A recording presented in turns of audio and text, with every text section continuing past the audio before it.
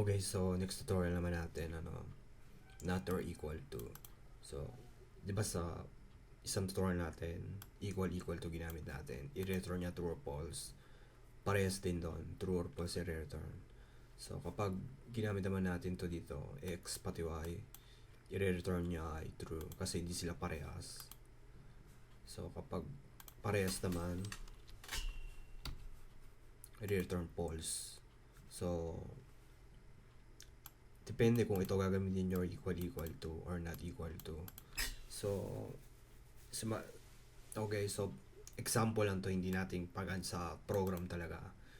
So, kapag doon tayo sa mga tutorial na natin, sa form application na tayo, gagamitin natin ito lahat ng pinag-aaralan natin muna.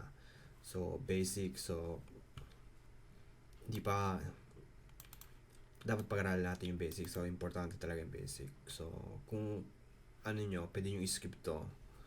Doon na sa ibang tutorial. So, for beginners talaga, kailangan ituro to. So, yeah. Doon na tayo sa greater than.